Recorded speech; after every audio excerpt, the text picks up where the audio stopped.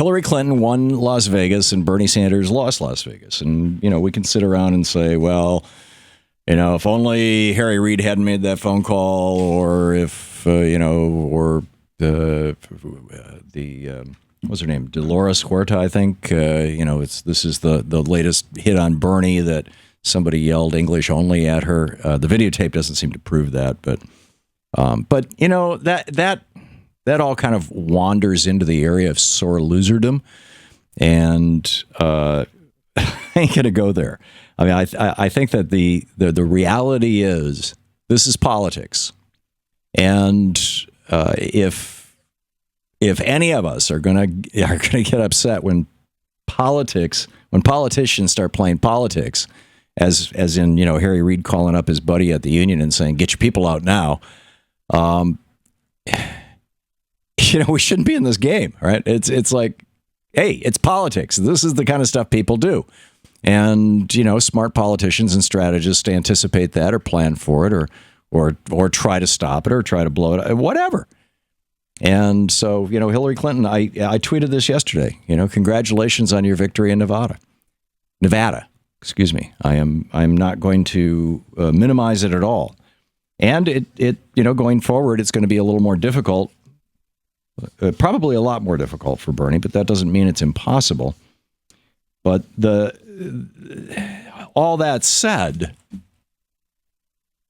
there's some really fascinating stuff going on within the dynamic here that I think that we need to understand. And I've talked about this over the last couple of months, just so many times, how the Democratic Party basically flipped to the right back in the late 80s, early 90s. Al Fromm led this, what he called a bloodless coup. And in my opinion, the Democratic Party is flipping back to its old FDR roots. And the reason why is because the third way DLC attempt to reinvigorate the Democratic Party worked for a little while, but long term, it's producing results that are not unlike that of Reaganomics, with the free trade deals and deregulating the banksters and all that kind of stuff. It's not working. And so increasingly, people are saying, okay, we want to go back to FDR, kind of economic systems, which is basically what Bernie is pitching. And increasingly now what Hillary is pitching. And this is where I find it fascinating, or what I find fascinating. Lauren French and John Bresnahan, excuse me, my apologies, John, I'm lousy with names.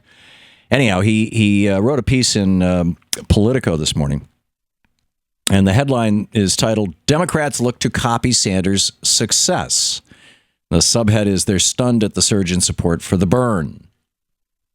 And he writes, they haven't endorsed him. Many think he doesn't stand a chance to win. They're overwhelmingly supporting Hillary Clinton, yet Democrats are in awe of their schlumpy old colleague Bernie Sanders. Hill Democrats are scrambling to figure out how they can capture some of Sanders' magic and his ability to conjure up campaign cash, seemingly from thin air, from an apparently endless stream of supporters. They're also stunned by how the burn has tapped into the zeitgeist of college-age voters, a key demographic for the party in a presidential election year. That surge of support is something Democrats haven't witnessed since the glory days of Barack Obama back in 2008.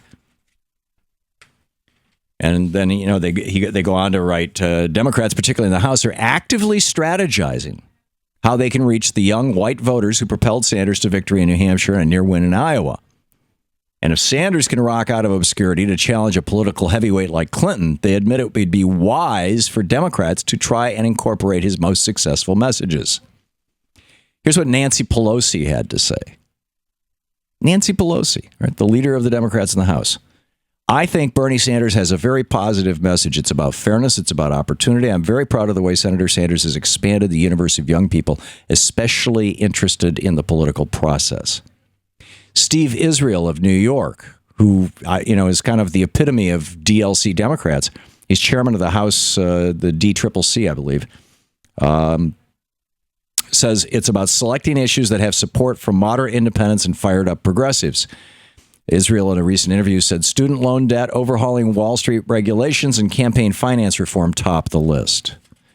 So what has happened, you'll recall back 4 years ago on this program, as Bernie got thrown at him in the last town hall, he was upset with President Obama for being willing to cut Social Security with the changed CPI, and he said, if there was a progressive in the primary, it might move Obama back to the left. And he was talking about a progressive challenger, not to take down Obama. He didn't think that was possible, but simply to put the issues on the table. And he said over and over again on this program, when he was out loud thinking about running for president, that obviously he wants to win, but if he doesn't, he wants the issues to be discussed and litigated, and that's what's happening. And that's a really good thing. It's a really good thing for America. It's a really good thing for the Democratic Party. It's a really good thing for our democracy. And not only is Hillary more and more picking up Bernie's talking points, and God bless her for it. This is what we should be applauding, not condemning. Not only is she doing that more and more, but I am, from what I'm reading here, Democrats all across the country are doing that more and more.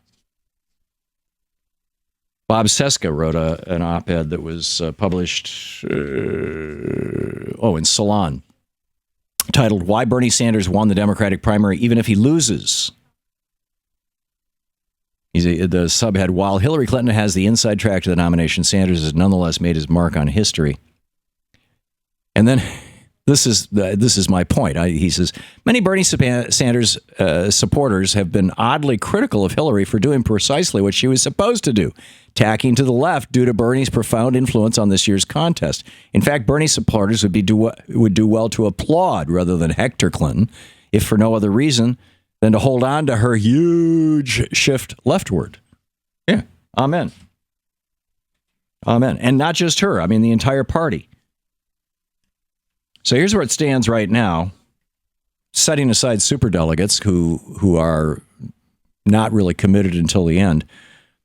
Right now, the vote stands so far, the popular vote. Hillary at 95,000. Oh, this must just be after New Hampshire. Yeah, I'm not sure that these numbers are accurate, so I'm not going to quote them.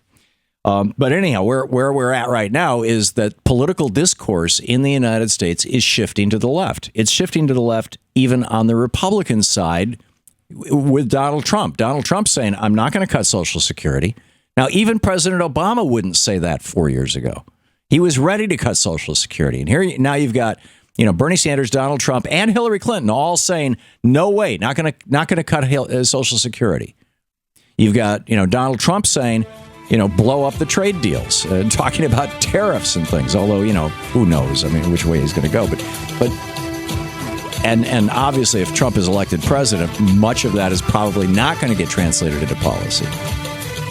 But the more we can get this message out, the more, it's not free stuff. In fact, I want to rant about that in just a minute. Stick around. This is the Thom Hartmann Program. This is actually, I believe, a really good and healthy time and process for the Democratic Party. To watch more clips from our programs, hit the Watch More Videos button over here. And please be sure to hit the handy-dandy subscribe button so you'll always be up to date. Tag, you're it.